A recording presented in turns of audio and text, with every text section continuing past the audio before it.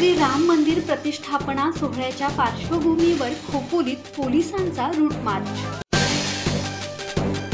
श्री राम लल्ला प्राणप्रतिष्ठा सोहळ्यासाठी देशभर कार्यक्रम सुरू असतानाच खोपोली शहरातील सर्व मंदिरांमध्ये तसेच शहरातील मुख्य चौकांमध्ये स्क्रीनवरून थेट प्रक्षेपण दाखवण्यात येत आहे। कोणताही अनुचित प्रकार घडू नये यासाठी शहरातून रूट मार्च काढल्याची माहिती खोपोलीचे पोलीस निरीक्षक शीतल राऊत यांनी दिली आहे। सोमवारी सकाळी 9 वाजता खोपोली पोलीस ठाण्यातून रूट मार्चला प्रारंभ करण्यात आला। पोलीस अधीक्षक सोमनाथ घारगे, अप्पर पोलीस अधीक्षक अतुल झेंडे, खालापूरचे उपविभागीय पोलीस अधिकारी विक्रम कदम यांच्या मार्गदर्शनाखाली हा रूट मार्च काढण्यात आला।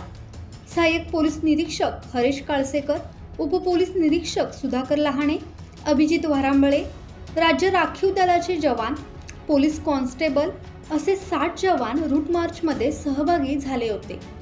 खोपोली बाजारपेठ, शिळफाट्यावरील जैन मंदिर, गणेशनगर, पटेलनगर, छत्रपती शिवाजी महाराज स्मारक असा रूट मार्च काढण्यात आला। संदीप ओवाळ, संवाद मराठी लाईव्ह, खोपोली।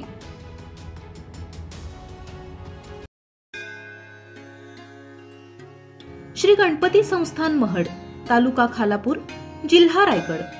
श्री वरद विनायकाच्या भक्तांसाठी भक्त निवासाची सोय, स्वच्छता आणि 24 तास गरम पाणी, सीसीटीव्हीची नजर।